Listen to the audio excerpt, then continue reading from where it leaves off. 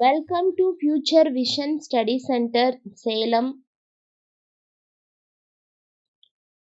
So today UG TET Physics online classல இன்னைக்கு நம்ம என்ன டாபிக் பார்க்க போறோம் அப்படின்னா யூனிட் 2ல liquefaction of gases.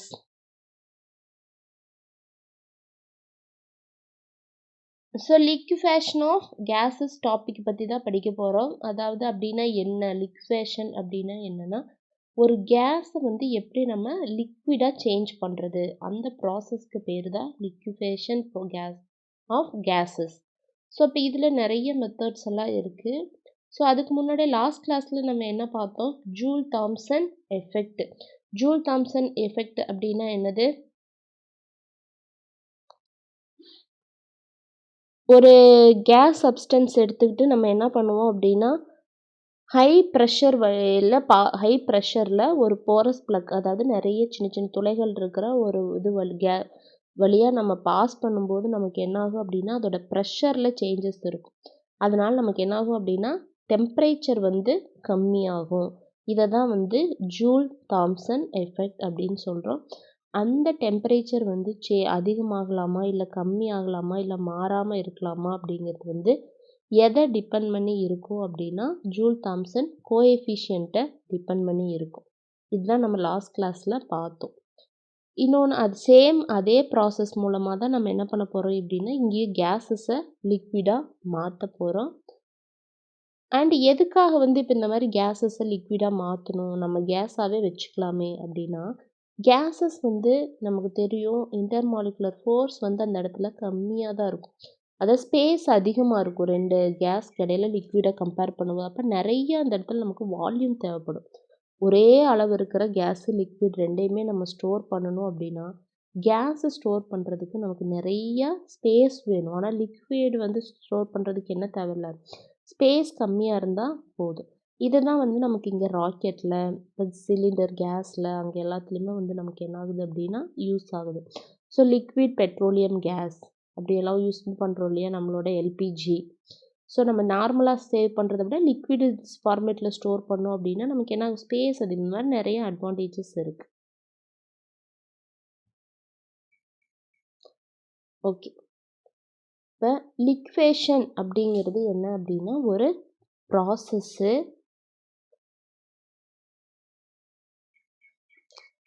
Process of converting gas into liquid. ஒரு கேஸை வந்து லிக்விடாக மாற்றுறது by increasing pressure decreasing temperature. இப்போ டெம்பரேச்சர் என்ன பண்ணும், குறைக்கணும். அதாவது கேஸில் இருக்கிறத இப்போ நம்ம லிக்விடாக மாற்றணும் அப்படின்னாலே நம்ம என்ன பண்ணுவோம், டெம்பரேச்சரை கம்மி பண்ணணும். அந்த டெம்பரேச்சர் கம்மி பண்ணோன்னா தான் என்ன ஆகும்னா மாலிகூல்ஸ் வந்துட்டு அதாவது கூல் பண்ணுறோம் மாலிகூல்ஸ். அப்போ இந்த கேஸ் இருக்கிற அதில் இருக்கக்கூடிய அந்த கைனட்டிக் எனர்ஜி வந்து என்ன ஆயிடும் அப்படின்னா கம்மியாகி ஒரு மாலிகூல் மேலே இன்னொரு மாலிகூல் போய் ஒட்டிக்கும். ஏன்னா லிக்விடில் வந்து இன்டர் மாலிகுலர் ஸ்பேஸ் எப்படி இருக்கும், ஃபோர்ஸ் வந்து அட்ராக்ஷன் வந்து அதிகமாக இருக்கும். அதனால ஸ்பேஸ் வந்து கம்மியாயிடும். ஸோ அப்போ டெம்பரேச்சர் நம்ம என்ன பண்ணோம் அப்படின்னா குறைச்சோன்னா தான் கேஸ் என்னவா மாறும், லிக்விடாக மாறும். ஆர் போத், ரெண்டுமே பண்ணலாம். இல்லை இன்க்ரீஸிங் ரெண்டுமே சேர்த்து, இல்லைனா forcing gas molecule closer together to increase intermolecular forces. Enabling applications எல்லாத்துலேயுமே நமக்கு எங்கே யூஸ் ஆகுது அப்படின்னா liquid petroleum gas, liquid nitrogen gas and rocket fuel. The physical change brings particle closer overcoming their kinetic energy. அதோட kinetic energy over பண்ணிட்டு critical temperature determining the maximum temperature at which liquefaction by pressure is alone is possible. இப்போ நம்ம என்ன பண்ண முடியும், அந்த மாதிரி cooling process joule Thomson எஃபெக்டே எடுத்துப்போம். ஸோ அப்போ ஒரு இதில் வந்து நமக்கு ஹை ப்ரெஷரில் கொடுக்குறோம், நமக்கு டெம்பரேச்சர் குறையுது. எல்லா இடத்துலையுமே அந்த டெம்பரேச்சர் குறைக்க முடியுமா அப்படின்னா கிடையாது. ஒரு சப்ஸ்டன்ஸுக்குமே ஒரு டிஃப்ரெண்ட் மேக்ஸிமம் டெம்பரேச்சர் இருக்குது. அதுதான் என்னென்னு படித்தோம், temperature of inversion. Temperature of இன்வர்ஷனுக்கு கீழே இருக்கிறது மட்டும்தான் என்னாகும் அப்படின்னா கூலிங் ப்ராசஸ் நடக்கும். அதுக்கு மேலே போயிடுச்சு அப்படின்னா என்னாகும், நமக்கு ஹீட்டிங் ப்ராசஸாக கன்வெர்ட் ஆகும். அதுதான் ஹீலியம் அண்ட் ஹைட்ரஜன்லாம் பார்த்தோம். சேம் இதில் நம்ம அப்படியே பாஸ் பண்ணோம் அப்படின்னா மற்ற எல்லா கேஸுமே டெம்பரேச்சர் குறையும். ஆனால் ஹீலியத்துக்கும் ஹைட்ரஜனுக்கும் வந்து என்னாகும், டெம்பரேச்சரு அதிகமாகும். ஸோ அப்போ அந்த இடத்துல நம்ம என்ன பண்ணணும் அப்படின்னா நம்ம ஆல்ரெடி ப்ரீ கூல் பண்ணணும். ஸோ அப்போ கிரிட்டிக்கல் டெம்பரேச்சர் அப்படிங்கிறது என்ன அப்படின்னா ஒரு டெம்பரேச்சர் அதுக்கு மேலே, அதாவது temperature above which gas cannot be liquefied, அந்த டெம்பரேச்சருக்கு மேலே நம்ம அது என்னவா மாற்ற முடியாது, லிக்விடாக மாற்ற முடியாமல் இருக்கும் இல்லையா, அந்த டெம்பரேச்சர் தான் வந்து என்ன சொல்கிறோன்னா கிரிட்டிக்கல் டெம்பரேச்சர். இப்போ ஏர்லி டேஸில் வந்து சயின்டிஸ்ட் எல்லாருமே வந்துட்டு என்ன பிலீவ் பண்ணாங்க அப்படின்னா, ஏர் அப்படிங்கிறது ஒரு பெர்மனண்ட் கேஸ், இது வந்து எல்லா டெம்பரேச்சர்லேயுமே இருக்கும். இதை ஃபர்ஸ்ட் எக்ஸ்பிரிமெண்ட் வழியாக இந்த மாதிரி லிக்விஃபிகேஷன் ப்ராசஸை பண்ணது யாருன்னா Andrews. On carbon dioxide demonstrated that gas could be liquefy, கேஸை வந்து என்னவா பண்ணார் அப்படின்னா லிக்விஃபை பண்ணார். எப்படி? ப்ரெஷரை அப்ளை பண்ணிட்டு. ஸோ இப்போ அதுக்கு முன்னாடி நமக்கு இது என்னன்னு தெரியணும், என்னது கிரிட்டிக்கல் டெம்பரேச்சர் அப்படின்னா என்ன, கிரிட்டிக்கல் ப்ரெஷர் அப்படின்னா என்ன. So critical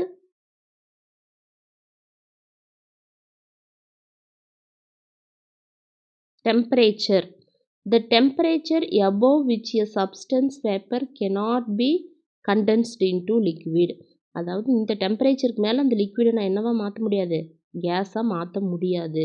regardless of applied pressure due to kinetic energy, high kinetic energies இருக்கிறதுனால என்னவா மாற்ற முடியாது அப்படின்னா லிக்விடாக மாற்ற முடியாது. அந்த டெம்பரேச்சர் தான் வந்து கிரிட்டிக்கல் டெம்பரேச்சர் அப்படின்னு சொல்கிறோம்.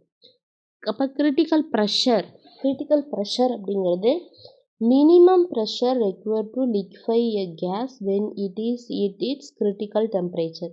இப்போ அந்த கேஸ் வந்து ஒரு கிரிட்டிக்கல் டெம்பரேச்சரில் இருக்கும்போது நம்ம கொடுக்குற மினிமம் ப்ரெஷர் தான் வந்து என்ன சொல்கிறோன்னா கிரிட்டிக்கல் ப்ரெஷர். இப்போ கிரிட்டிக்கல் டெம்பரேச்சர்னால் மேக்ஸிமம் டெம்பரேச்சர், கிரிட்டிக்கல் ப்ரெஷர் அப்படின்னா minimum pressure.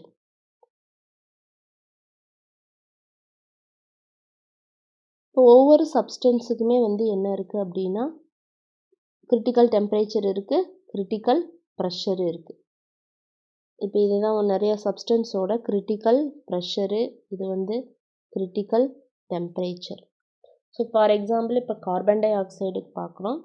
Carbon tie ஆக்சைடோட pressure வந்து பாஸ்கலில் சொல்கிறோம் அப்படின்னா வந்து 7.38.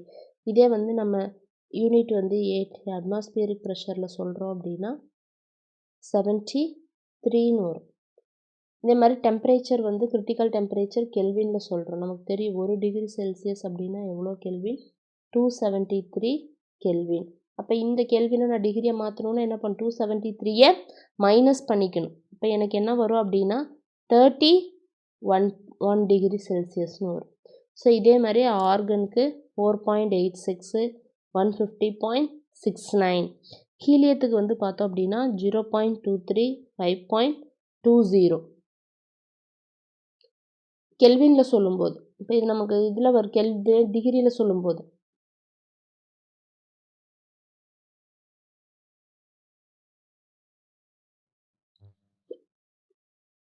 ஸோ இப்போ இந்த மாதிரி ஹீலியத்துக்கு வந்து 5.28, அதாவது அதோட கிரிட்டிக்கல் டெம்பரேச்சர் வந்து பார்த்தோம் அப்படின்னா இருக்கிறதே ரொம்ப லோவாக இருக்கும். அதனால தான் ஹைட்ரஜன் ஹீலியத்தை எல்லாத்தையுமே வந்து நம்ம என்ன பண்ண முடியாது, டைரெக்டாக போரஸ் பிளக் வழியாக பாஸ் பண்ணோம் அப்படின்னா கூலிங் எஃபெக்ட் நடக்காமல் என்ன நடக்கும்னா ஹீட்டிங் எஃபெக்ட் வந்து நடக்கும். ஸோ இது மாதிரி நைட்ரஜனுக்கு வந்து பார்த்தோன்னா 3.40, 126.19. ஹீலியத்தை வந்து நம்ம என்ன பண்ணிக்கலாம், டிகிரி செல்சியஸில் கன்வெர்ட் பண்ணிக்கலாம். அப்போ டிகிரி செல்சியஸில் கன்வெர்ட் பண்ணோம் அப்படின்னா நமக்கு என்ன வரும்னா இது வந்து -268 டிகிரி செல்சியஸ் வரும். அதாவது லோ கிரிட்டிக்கல் டெம்பரேச்சர் இருக்கிறது ரொம்ப லோவானது வந்து எதுக்கு அப்படின்னா ஹீலியத்துக்கு. ஸோ ஆக்சிஜனுக்கு வந்துட்டு 5.8, 154.78. கார்பன் டை ஆக்சைடு வந்து 3.49, 13. நம்ம இதில் மெயினாக இங்கே என்ன பார்ப்போம் அப்படின்னா ஹீலியம் ஆர்கன், ஹீலியம் ஆர்கன் இல்லை, ஹீலியம் ஹைட்ரஜனு, அடுத்து வந்துட்டு ஆக்சிஜன் அண்ட் ஏர் மாலிகூல்ஸ். இது நமக்கு சிலபஸ்லேயே மென்ஷன் பண்ணி கொடுத்துருக்காங்க. ஸோ இப்போ அதை பற்றி டீட்டெயிலாக பார்ப்போம்.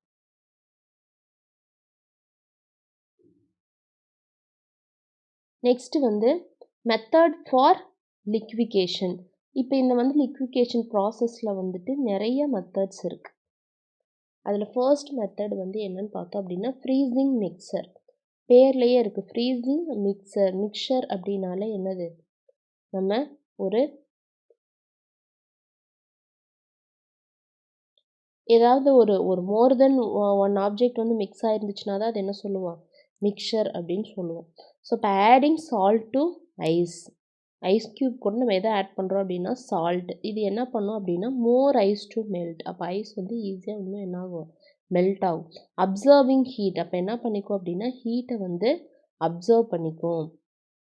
Latent heat of fusion. Latent heat அப்படின்னா நம்ம என்னன்னு படிச்சிருக்கிறோம். லேட்டன்ட் ஹீட் அப்படிங்கிறது என்னது, ஃபிசிக்கல் ஸ்டேட், ஒரு சாலிட்லேருந்து லிக்விடோ லிக்விட்லேருந்து கேஸோ இந்த மாதிரி ஒரு ஃபிசிக்கல் ஸ்டேட் சேஞ்ச் ஆகும்போது அப்சார்ப்ஷன் ஆஃப் ஹீட் ஆர் என்னது ரிஜெக்ஷன் ஆஃப், ஒன்று ஹீட்டை அப்சர்வ் பண்ணும் இல்லைன்னா ஹீட்டை ரிஜெக்ட் பண்ணும் வித்தவுட் சேஞ்சிங் தி டெம்பரேச்சர். அந்த டெம்பரேச்சரில் சேஞ்சஸ் நடக்காமல் என்ன பண்ணும் அப்படின்னா ஃபிசிக்கல் ஸ்டேட்டை சேஞ்ச் பண்ணிக்கிறதா வந்து லேட்டன்ட் ஹீட் அப்படின்னு சொல்கிறோம். இங்கே ஃபியூசன் சொல்லிட்டாங்க. ஸோ அப்போ அப்சர்விங் ஹீட், அப்போ ஹீட்டை அப்சர்வ் பண்ணிக்குது அப்படின்னா நமக்கு அதை என்ன பண்ணும், கூல் பண்ணும்.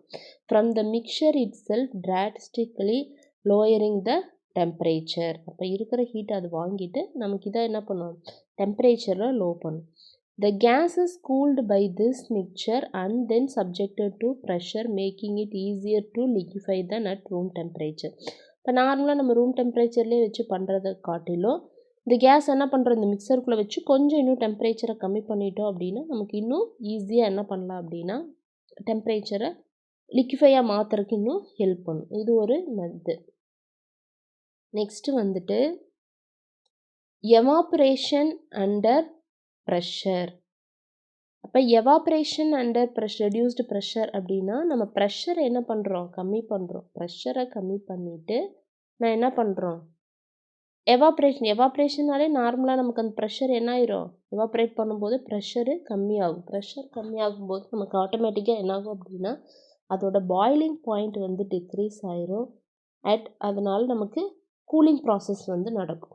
This allows the liquid to vaporize at much lower temperature than it would be normal atmospheric pressureல இருக்கிறத விட ப்ரெஷரை குறைச்சிட்டு நம்ம ஹீட் பண்ணும்போது நமக்கு அந்த இடத்துல என்ன ஆகும், இன்னும் டெம்பரேச்சர் வந்து கம்மியாயிரும். அப்போ இது ஒரு ப்ராசஸ். அதாவது ப்ரெஷரை ரெடியூஸ் பண்ணுறது மூலமாக நம்ம என்ன பண்ணுறோம், டெம்பரேச்சரை குறைக்கிறது. Next adiabatic expansion. Adiabatic expansion அப்படின்னா என்னது,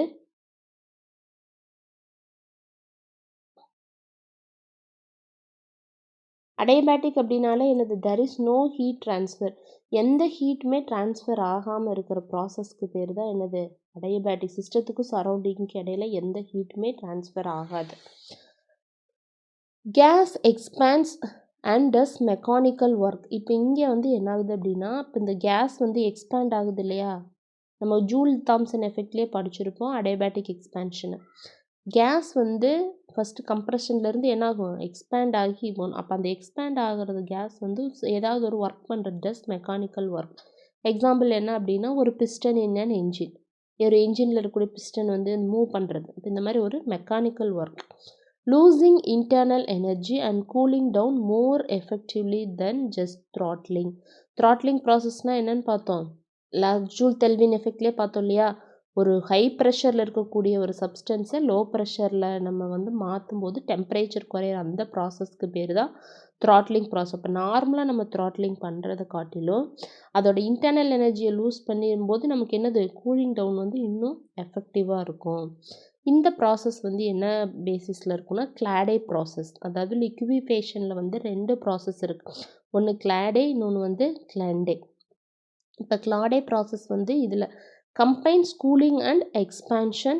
Some gas expand in turbine, அதாவது டர்பைன் மாதிரி இருந்துச்சு அப்படின்னா அதில் ரொட்டேட் பண்ணுறதுக்கு அந்த மெக்கானிக்கல் ஒர்க்காக யூஸ் ஆகும். Cooling significantly then cools the main flow before final throttling and liquefaction in heat exchanger. Heat exchanger ஆகிறதுக்கு முன்னாடி என்ன ஆகிட்டே இருக்கும் அப்படின்னா எக்ஸ்பேண்ட் ஆகி கூல் ஆகுதா சம் மெக்கானிக்கல் ஒர்க்கு வந்து பண்ணும். அப்படிங்கிறது தான் இங்கே அடையபேட்டிக் எக்ஸ்பான்ஷன். அதாவது இன்டர்னல் எனர்ஜி என்ன பண்ணுறோம், நம்ம ரெடியூஸ் பண்ணுறோம். ஏன்னா internal energy directly proportional to டெம்பரேச்சர்னு படிச்சிருக்கிறோம். அப்போ நமக்கு வந்து இன்டர்னல் எனர்ஜி வந்து லாஸ் ஆச்சு அப்படின்னா டெம்பரேச்சர் என்ன ஆகும், ஆட்டோமேட்டிக்காக லாஸ் ஆகும்.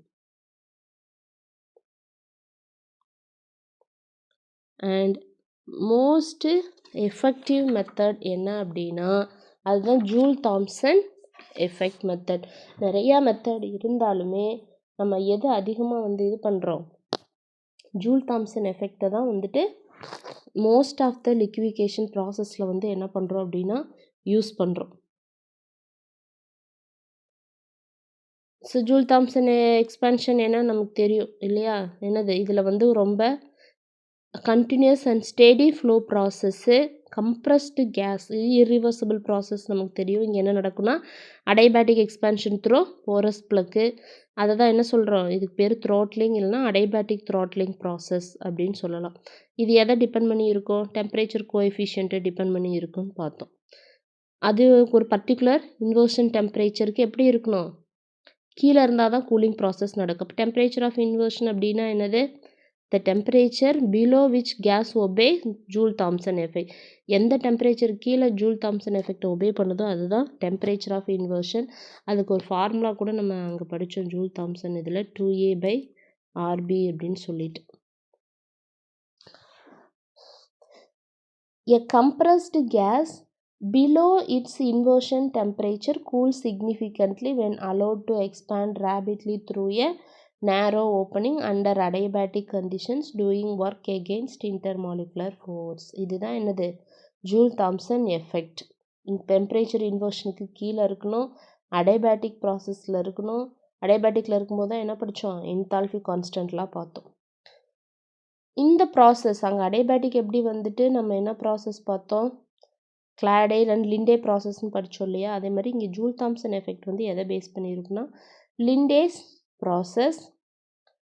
High pressure air is compressed and cooled when passed through a spiral tube with jet. High ப்ரெஷரை வந்து என்ன பண்ணுறோம்? கம்ப்ரஸ் பண்ணி கூல் பண்ணுறோம். The expansion through the jet causes cooling repeated cycle lead to. இப்போ இந்த மாதிரி நமக்கு கண்டினியூஸாக கூல் ஆகிட்டே இருக்கும். எவ்வளோ தூரம் வரைக்கும் நமக்கு அது லிக்விடாக மாறுதோ அது வரைக்கும் இந்த ப்ராசஸ் என்ன ஆகிட்டே இருக்கும்? அப்படியே கண்டினியூ ஆகிட்டே இருக்கும். ஒரு இர்ரிவர்சிபிள் தான்.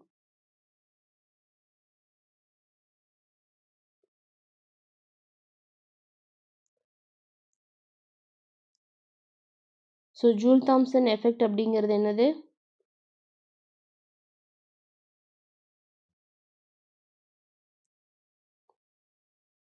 ஒரு ஹை ப்ரெஷர் கேஸ் எடுத்துக்கிறோம். இதெல்லாம் நம்ம பார்த்தது தான் நேற்றே லாஸ்ட் கிளாஸில். பட் கொஞ்சம் ரீகால் பண்ணிக்கிறோம். ஒரு போரஸ் ப்ளக் வழியாக பாஸ் பண்ணுறோம். அப்போ எனக்கு ஹை ப்ரெஷரில் இருக்கிறது என்ன ஆயிடுது? லோ ப்ரெஷரு கேஸாக மாறிடுது. இதே ஐடியல் கேஸாக இருந்துச்சு அப்படின்னா, ஏன்னா ஐடியல் கேஸ்க்கு எந்த இன்டர்மாலிகுலர் ஃபோர்ஸுமே இருக்காது.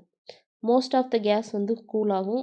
ஹீலியமும் ஹைட்ரஜன் மட்டும் என்ன ஆகும்? எக்ஸப்ஷனல், அதாவது இது வந்து ஹாட் ஆகும். ஏன் அப்படின்னா because of low critical temperature and high inversion temperature. Hydrogen and helium has very low inversion temperature. ரொம்ப இருக்கிறதுலே அதுக்கு எப்படி இருக்கும் அப்படின்னா டெம்பரேச்சர் ஆஃப் இன்வர்ஷன் வந்து ரொம்ப லோவாக இருக்கும். ஹைட்ரஜன் வந்து அரௌண்ட் 80 டிகிரி செல்சியஸ் இருக்கும். ஹீலியத்துக்கு வந்து நியர்லி 240 டிகிரி செல்சியஸ். இப்போ ஜூல் தாம்சன் கோஎஃபிஷியன்ட் கண்டுபிடிக்கிறது. கோஎஃபிஷியன்ட் எல்லாமே நம்ம இதை எப்படி ரெப்ரசன்ட் பண்ணுவோம்? Joule Thomson. ஏன்னா இதை பேஸ் பண்ணி தான் நமக்கு வந்து ஹீட் ஆகுமா கூல் ஆகுமா இல்லை எதுவுமே நடக்காதா அப்படிங்கிறது. ஸோ ஜூல் தாம்சன் எஃபெக்ட் அப்படிங்கிறது கோஎஃபிஷியன்ட் அப்படின்னா எப்படி ரெப்ரசன்ட் பண்ணுவோம்? மியூ ஜேடி, அதாவது Joule Thomson ratio of change in temperature with respect to change in pressure. அதாவது change in temperature with respect to change in pressure at constant enthalpy. Enthalpy கான்ஸ்டண்ட்டாக இருக்கும்போது இந்த ரேஷியோவை தான் நம்ம என்ன சொல்கிறோம் அப்படின்னா கோஎஃபிஷியன்ட். இப்போ இது இல்லைன்னா என்னெல்லாம் யூஸ் பண்ணுவோம்? ஃபர்ஸ்ட் லா ஆஃப் தெர்மோடைனமிக்ஸ்லேருந்து எழுதலாம். இது வந்து அடைபேட்டிக் ப்ராசஸ்னால டிக்யூவோட வேல்யூ என்ன ஆயிரும்? 0ன்னு ஆயிரும். அப்போ dU equal to internal energy எதுக்கு ஈக்குவலாக இருக்கும்னா ஒர்க் டனுக்கு ஈக்குவலாக இருக்கும். Change in temperature U2 minus இது U1. அதே மாதிரி ஒர்க் டன் வந்து என்னது? ஃபைனல் மைனஸ் இனிஷியல்னு வரும். அப்போ P2 V2 P1 V1 இதை நம்ம ரீஅரேஞ்ச் பண்ணோம் அப்படின்னா நமக்கு U plus P1 V1 equal to, அதாவது இனிஷியல் என்தால்பி ஃபைனல் என்தால்பியும் ஈக்குவல்ட்டாக வந்துடும். ஏன்னா என்தால்பி வந்து என்னது? U plus PV. இந்த என்தால்பி கான்ஸ்டண்ட்டாக இருக்கிறனால தான் இது என்ன ப்ராசஸ் சொல்கிறோம்? Adiabatic processes isoenthalpic in Joule Thomson experiment. இது ஒரு 1 mark question. Isoenthalpic adiabatic எக்ஸ்பேன்ஷனில் ஜூல் தாம்சன் கோஎஃபிஷியன்ட் வந்து எதை டிபெண்ட் பண்ணி இருக்கும் அப்படின்னா மியூ ஜேடி, ப்ரெஷரையும் டெம்பரேச்சரையும். அப்போ இந்த enthalpy depend upon the pressure and temperature. So இதை என்ன பண்ணணும் அப்படின்னா நம்ம டிஃப்ரென்ஷியேட் பண்ணுவோம். பார்ஷியல் டிஃப்ரென்ஷியேஷன், அதாவது ஹச் வந்துட்டு ஃபஸ்ட்டு பி இருக்கும்போது டீயை டிஃப்ரென்ஷியேட் பண்ணுறது, அப்போ டீ வச்சுட்டு பியை டிஃப்ரென்ஷியேட் பண்ணுறது.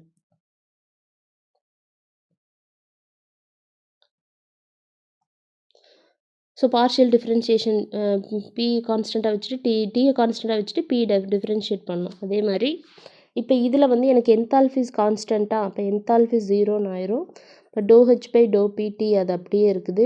இதில் ∂H/∂P நமக்கு என்னன்னு தெரியும், specific heat capacity at constant pressure. So சிபின்னு சப்ஸ்டியூட் பண்ணுறோம். இது இந்த பக்கம் வந்துச்சுன்னா -CPT ∂H/∂P dPன்னு வந்துடும். ஸோ அப்போ இதிலேருந்து ∂T ஏன்னா இதுதான் நமக்கு என்னது தாம்சன் கோஎஃபிஷியன்ட். அப்போ μJT வந்து என்னென்னு வரணும்னா -1CP ∂H/∂P. பட் என்தால்ஃபி அந்த மாதிரி இருந்தால் டேரெக்டாக நம்ம என்ன பண்ண முடியாது, ஃபைன் பண்ண முடியாது. நமக்கு ப்ரெஷரோ டெம்பரேச்சரோ இருந்தால் இன்னும் ஈஸியாக இருக்கும். அப்போ என்ன பண்ணுறோம் அப்படின்னா மேக்ஸ்வெல்ஸோட அந்த ஈக்குவேஷன்ஸை எழுதணும். 4 ஈக்குவேஷன்ஸ் படித்தோம் இல்லையா?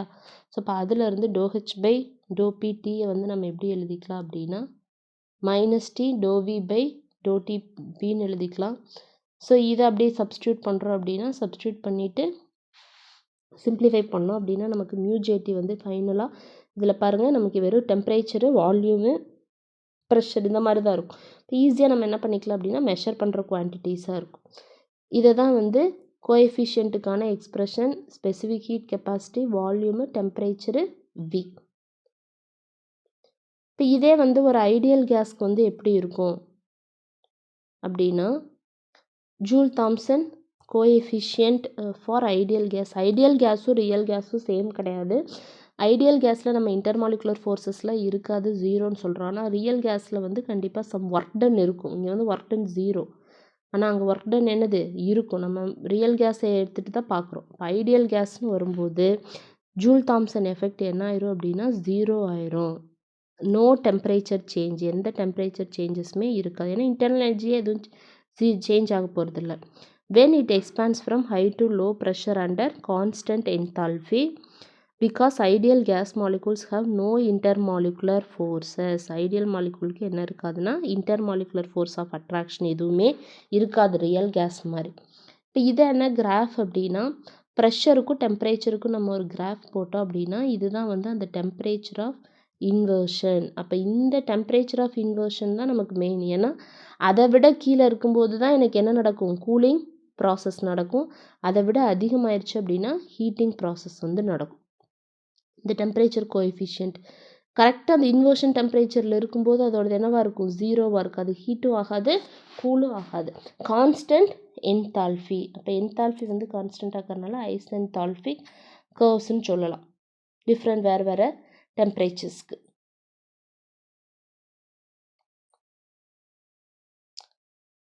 இப்போ ஐடியல் கேஸ்க்கு வந்து என்னென்னு சொல்லணும், ஜூல் தாம்சன் எஃபெக்ட் வந்து 0ன்னு சொன்னோமா, அப்போ கோஎஃபிஷியன்ட் என்ன வரணும், 0 வரணும். எப்படி 0 வருது அப்படின்னா இப்போ இதுதான் ஃபார்முலா μJT ∂T/∂P நமக்கு என்ன ஒரு 1/CPT. அப்போ இதுதானே ஃபார்முலா ஃபைனலாக நம்ம படித்தது.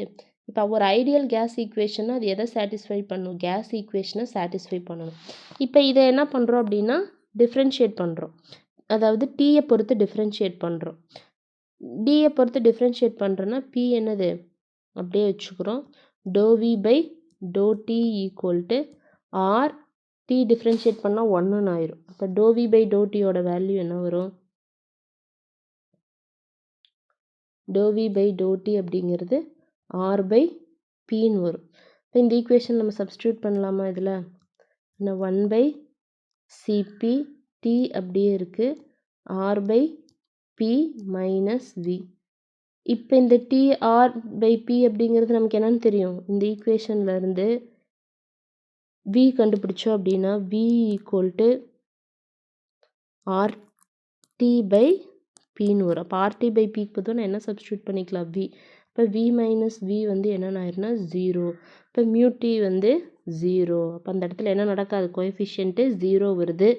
ஸோ அப்போது ஜூல் தாம்சன் எஃபெக்ட் பாசிபிள் இல்லை ஐடியல் கேஸில்.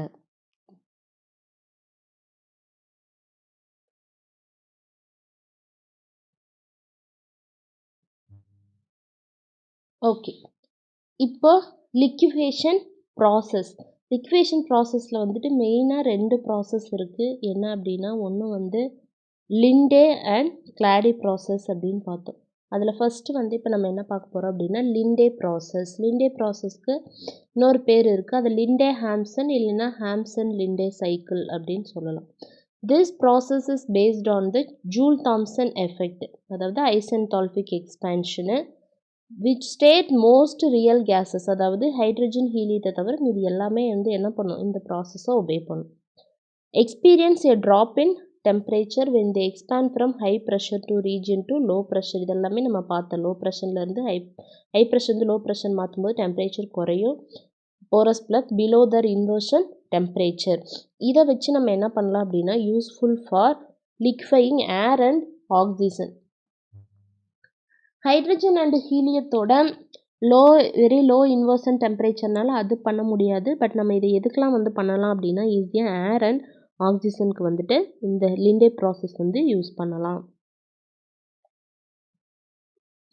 அடுத்து வந்து கிளாடே லிக்விஃபேஷன் ப்ராசஸ். அப்போ கிளாடே லிக்விஃபேஷன் ப்ராசஸ் அப்படிங்கிறது என்னென்னா, அதே மாதிரி தான் efficiently cooled liquefied gases air natural gas combining isentropic expansion. இப்போ இந்த நார்மலாக இருக்கிற ஜூல் தாம்சன் எஃபெக்டோட எக்ஸ்ட்ரா ஒரு ஐசென்ட்ரோபிக் எக்ஸ்பேன்ஷனும் நடக்கும். அதாவது ஐசென்ட்ரோபிக் எக்ஸ்பேன்ஷன் அப்படின்னா ஒர்க் டன் பை டர்பைன், ஒரு மெக்கானிக்கல் ஒர்க் வந்து அந்த இடத்துல எக்ஸ்ட்ரா நடக்கும்.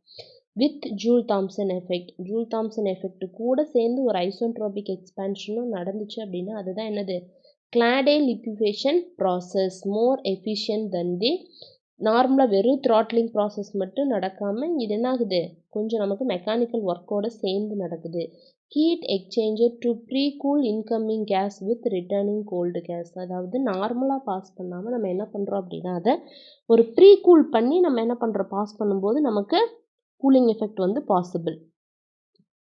It involves compressing gas, cooling it, splitting the stream where one part expand in turbine. அப்போ அதிலிருந்து வர்றதுல பாதி இன்டர்னல் எனர்ஜி வந்து என்ன பண்ணும் அப்படின்னா டர்பைன், அதாவது ஒரு மெக்கானிக்கல் ஒர்க்குக்கு யூஸ் பண்ணிக்கும். இப்போ இன்டர்னல் எனர்ஜி வந்து குறையும் போது நமக்கு என்ன ஆகுது, டெம்பரேச்சர் ஆட்டோமேட்டிக்காக குறையும். By using this cold gas to cool main stream before final throttling. Final இதுக்கு போகிறதுக்கு முன்னாடி அதோட டெம்பரேச்சர் என்ன ஆயிரும் அப்படின்னா ரெடியூஸ் ஆயிரும். இது வந்து டு அச்சீவிங் லிக்விஃபிகேஷன் ப்ராசஸில். திரும்பவும் இதே மாதிரி ப்ராசஸ் நம்ம கண்டினியூ பண்ணிக்கலாம். ஸோ ரெண்டுக்கு என்ன பேசிக் டிஃப்ரென்ஸ் அப்படின்னு பார்த்தோன்னா, லிண்டே ப்ராசஸில் ஒன்லி ஜூல் தாம்சன் எஃபெக்ட் மட்டும் யூஸ் பண்ணுறோம். கிளாடேயில் வந்துட்டு Joule Thomson effect plus isentropic expansion ஒரு மெக்கானிக்கல் ஒர்க்கோட சேர்ந்து பண்ணும்போது அதை விட இது எஃபிஷியண்ட்டாக இருக்குது.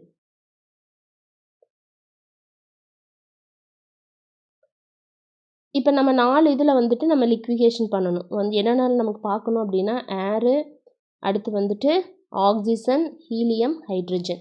இப்போ இதில் ஏர் அண்ட் ஆக்சிஜன் பார்க்குறோன்னு வச்சுக்கோங்க. ஏர் அப்படிங்கிறதே வந்து primarily composed of nitrogen and oxygen. Both of have relatively high inversion temperature. ஏருக்கும் ஆக்சிஜன் எல்லாத்துக்குமே இன்வர்ஷன் டெம்பரேச்சர் வந்து ரொம்ப அதிகமாக இருக்குது. ஸோ அப்போ அதுக்கு நிறைய ரொம்ப சிரமப்பட்டு நம்ம பண்ண தேவையில்லை. சரியா? அப்போ நார்மலாக லிண்டே ப்ராசஸ்லேயும் பண்ணலாம், கிளாடே ப்ராசஸ்லேயுமே நம்ம என்ன பண்ணலாம், லிக்விஃபையாக மாற்றிக்கலாம். இதே அடுத்து வந்து பார்த்தோன்னா ஹைட்ரஜன் லிக்விஃபிகேஷன். ஹைட்ரஜனை லிக்விஃபை பண்ணுறது வந்துட்டு நம்ம என்ன பண்ணணும், கண்டிப்பாக ப்ரீ கூலிங் பண்ணணும். ஏன்னா இதோட இன்வர்ஷன் டெம்பரேச்சர் வந்து என்னது, low. Must be pre cooled below its inversion temperature typically using liquid. அதுக்கு எந்த யூஸ் பண்ணுறோம் அப்படின்னா liquid nitrogen. Pre-cooled gas is then further cooled using expansion engine, Joule-Thomson expansion with regenerative cooling until it liquefies. அப்போ இது liquefy பண்ணுறதுக்கு முன்னாடி வரைக்கும் நம்ம என்ன எக்ஸ்ட்ரா நம்ம ஒரு ப்ரீ கூலிங் ப்ராசஸ் பண்ணி வந்து இது என்ன பண்ணணும் அப்படின்னா ஹைட்ரஜனை லிக்விஃபை பண்ணலாம். இப்போ ஹீலியம் லிக்விஃபிகேஷன் அப்படின்னா இதை ஹைட்ரஜனை விட இன்னுமே வந்து ரொம்ப கஷ்டம். ஏன்னா ஹைட்ரஜனை விட ஹீலியத்துக்கு இன்னும் என்னது, டெம்பரேச்சர் ஆஃப் இன்வர்ஷன் வந்து இன்னும் கம்மி. இப்போ helium has lowest boiling point of all elements. அப்போ it requires extensive pre cooling. நார்மலாக பண்ணுறத விட இன்னும் அதிகமான ப்ரீ கூலிங் வேணும். ஆஃபன் யூஸிங் என்ன யூஸ் பண்ணுவோம் அப்படின்னா கூலண்ட்டாக லிக்விட் நைட்ரஜனு, லிக்விட் ஹைட்ரஜன் அதோட இன்வர்ஷன் டெம்பரேச்சருக்கு கீழே வர வரைக்கும். ஸோ இப்போ நமக்கு இன்வர்ஷன் டெம்பரேச்சர் கீழே இருந்தால் தான் கூலிங் ப்ராசஸ் ஸ்டார்ட். அப்போ நம்ம நார்மலாக பண்ணுற ஏரோ இதையும் அப்படியே பண்ணலாம். ஹைட்ரஜனையும் ஹீலியத்தை என்ன பண்ணணும், ப்ரீ கூல் பண்ணி பாஸ் பண்ணணும்.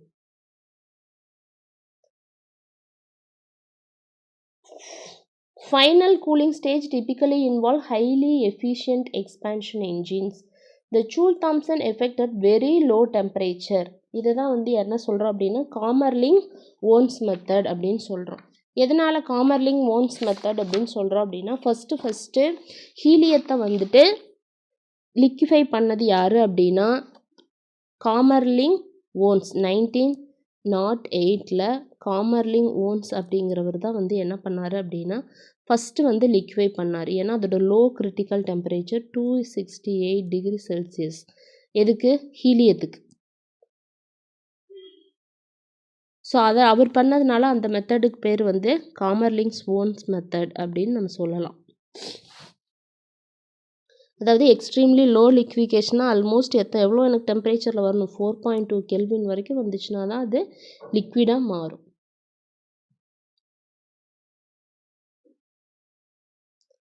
ஓகே, இப்போ வந்து நிறைய பார்த்தோம் இல்லையா, அதோட கம்பேரிசன். இப்போ 4 இது வந்து பார்த்துருக்குறோம் இல்லையா, air, oxygen, hydrogen, helium. The difficulty of liquefaction depend on these properties. Air and oxygen have higher critical temperature. ஏருக்கும் ஆக்சிஜனுக்கு கிரிட்டிக்கல் டெம்பரேச்சர் ஹையாக இருக்கும் தென் ஹைட்ரஜன் ஹீலியத்தை கம்பேர் பண்ணும்போது. ஏன்னா இதுக்கு வந்து low, making them easier to liquefy. இப்போ கிரிட்டிக்கல் டெம்பரேச்சர் ஏருக்கு வந்து பார்த்தோன்னா நமக்கு கிரிட்டிக்கல் டெம்பரேச்சர் எப்படி இருக்குது, ஹையாக தான் இருக்குது. இதை கம்பேர் பண்ணும்போது இதுக்கு வந்து ஹையாக தான் இருக்குது. அப்போ பாய்லிங் பாயிண்ட்டு, அப்போ நம்ம வந்து நிறைய சிரமப்பட தேவையில்ல. Moderate uses, Linde Claude process cycle ரெண்டுமே யூஸ் பண்ணலாம். ஆக்சிஜனுக்கு வந்துட்டு அதை விட என்னது இன்னும் கொஞ்சம் கம்மி. ஸோ அப்போ கொஞ்சம் கம்மி அப்படின்னா நமக்கு easier can use cascade cooling ப்ராசஸ்க்கு வந்து கேஸ்கேட் கூலிங் ப்ராசஸ் யூஸ் பண்ணிக்கலாம். ஹைட்ரஜனுக்கு வந்து என்னது கிரிட்டிக்கல் டெம்பரேச்சர் வந்துட்டு ஹையாக இருக்குது. சரி, இதை கம்பேர் பண்ணும்போது ஹீலியம் ஆக்சிஜனை கம்பேர் பண்ணும்போது இதோட வேல்யூஸ் வந்து நமக்கு ரொம்ப லோ இருக்கிறதுனால தான் நெகட்டிவ் சைனில் இருக்குது பாருங்கள். அப்போ 240 இருக்குது. அப்போ ஹார்ட் ரெக்வயர்ஸ் ப்ரீ கூலிங். ஹீலியத்துக்கு வந்துட்டு இன்னுமே வந்து என்ன அப்படின்னா இன்னுமே வந்து என்ன ஆகுது, கிரிட்டிக்கல் டெம்பரேச்சரு ஹையாக இருக்குது, அதனால ஹார்டு ரெக்வயர்ஸ் ப்ரீ கூலிங். ஹீலியத்துக்கு இதை விடவே இன்னும் என்னது கிரிட்டிக்கல் டெம்பரேச்சர் கம்மியாக இருக்கிறதுனால very hard requires pre cooling with liquid nitrogen. இருக்கிறதுலே ரொம்ப ஹார்டுன்னா ஹீலியத்தையும் ஹைட்ரஜனையும் பண்ணுறோம். இது ரெண்டையும் வந்து ஈஸியாக பண்ணலாம்.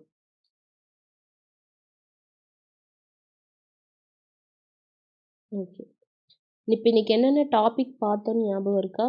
ஒரே டாபிக் தான், லிக்விஃபேஷன் ஆஃப் கேஸஸ். ஒரு கேஸை வந்து நம்ம எப்படி லிக்விஃபை பண்ணுறது, லிக்விடாக மாற்றுறதுன்னு பார்த்தோம். அதில் நிறைய ப்ராசஸ் இருக்குது.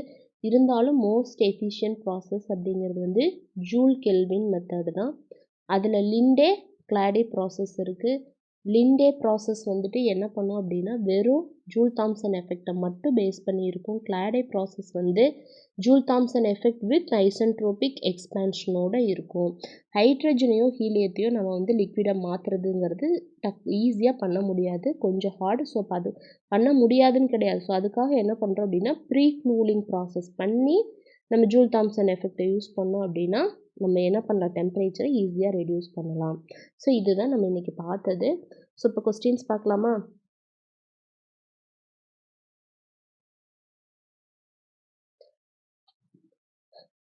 The Linde-Hampson process for liquefying air uses which one principle? லிண்டே-ஹாம்சன் ப்ராசஸில் என்ன பிரின்சிபல் யூஸ் பண்ணுறோம்? ஐசென்ட்ரோபிக் வராது. கிளாடேயில் தான் என்ன வரும், ஐசென்ட்ரோபிக். அப்போ ஜூல் தாம்சன் எஃபெக்ட் ரெண்டுலேயுமே வரும். ஃப்ரீசிங் மிக்சர் கிடையாது, ஃப்ராக்ஷனல் டிஸ்டிலேஷனும் கிடையாது.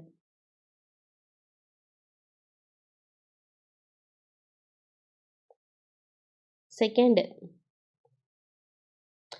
the Clade process is more efficient than the Linde-Thomson process. லிண்டே-தாம்சனை விட கிளாட் ப்ராசஸ் வந்து எஃபிஷியன்ட். எதனால அப்படின்னா ஜூல் தாம்சன் எஃபெக்ட் வித் என்ன வரும் அதில் எக்ஸ்ட்ரா ஐசென்ட்ரோபிக் எக்ஸ்பான்ஷன் வரும். எவாப்ரேஷன் அண்டர் ரெடியூஸ்டு ப்ரெஷர் கிடையாது, இது தனி method. External pre cooling liquid ஹைட்ரஜனை பண்ணுறது அது கிடையாது, அது வந்து மேக்னெட்டிக் கூலிங்கும் இல்லை.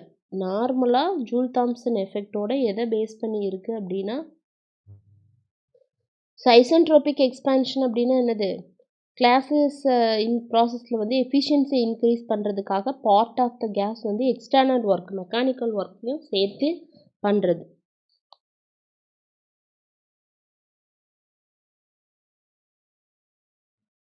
நெக்ஸ்ட்டு,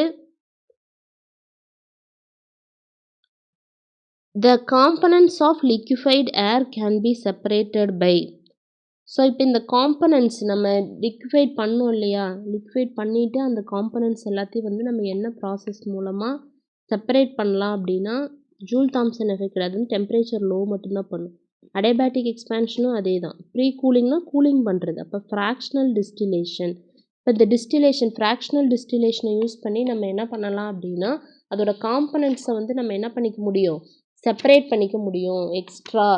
அப்போ அதாவது ஏர் வந்து எப்படி இருக்கும் அப்படின்னா, நிறைய mixture of gases different boiling பாயிண்ட்ஸில் தான் இருக்கும்.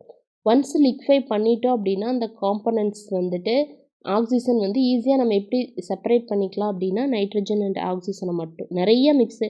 இப்போ நம்ம நார்மலாக லிக்விடாக பண்ணிட்டோம், பட் என்ன இருக்கும், டிஃப்ரெண்ட் பாய்லிங் பாயிண்ட்ஸில் மிக்சர் ஆஃப் கேஸஸ் இருக்கும். அதில் நமக்கு எது தேவையோ அதை மட்டும் நம்ம என்ன பண்ணிக்கிறோம் அப்படின்னா டிஸ்டிலேட் பண்ணி எடுத்துக்கிறோம். இதுதான் ஃப்ராக்ஷனல் டிஸ்டிலேஷன், செப்பரேட் பண்ணுறது. ஏரில் இருக்கக்கூடிய என்ன இருக்கும், ஏரில் நைட்ரஜன், ஆக்சிஜன், இது எல்லாத்தையுமே வந்துட்டு என்ன பண்ணுறது அப்படின்னா செப்பரேட் பண்ணுறது. என்ன மெத்தடில், fractional distillation.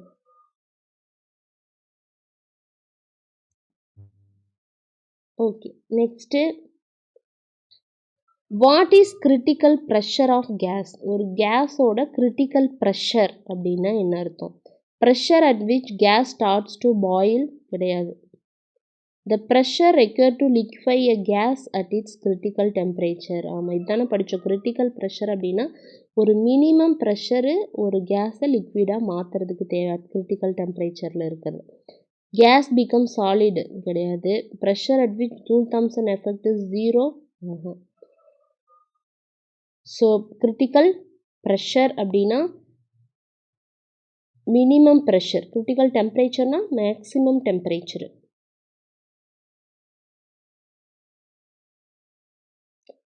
Final question. Why is hydrogen typically pre-cooled using? எதுக்காக ஹைட்ரஜனை வந்துட்டு நம்ம ப்ரீகூல் பண்ணணும்? நைட்ரஜனு லிக்விட் ஏர்லாம் யூஸ் பண்ணி ஜூல் தாம்சனுக்கு முன்னாடி அப்படின்னா நமக்கு தெரியும் என்னது, அதோட டெம்பரேச்சர் ஆஃப் இன்வர்ஷனுக்கு மேலே இருந்துச்சுன்னா என்ன ஆகும், நமக்கு நிறையா ஹீட்டிங் ப்ராசஸ் தான் நடக்கும். அப்போ நம்ம என்ன பண்ணணும் அப்படின்னா அதை லோ பண்ணணும். இதுதான் to get its temperature below its inversion temperature. Inversion டெம்பரேச்சரை விட கம்மி பண்ணுறதுக்காக தான் நம்ம என்ன ப்ரீகூல் பண்ணுறோம். இன்டர்னல் எனர்ஜியை இன்க்ரீஸ் பண்ணுறதுக்கா கிடையாது. இன்டர்னல் எனர்ஜி இன்க்ரீஸ் ஆனால் டெம்பரேச்சர் இன்க்ரீஸ் ஆயிரும். அப்போ நமக்கு டெம்பரேச்சர் குறைக்கணும், இப்போ அது வராது. டு ரைஸ் கிடையாது, இந்த இடத்துல என்னது, இன்வர்ஷன் டெம்பரேச்சர் லோ பண்ணணும். இன்க்ரீஸ் இட் ப்ரெஷர் கிடையாது, டிக்ரீஸ் ப்ரெஷர் தான் வேணும்.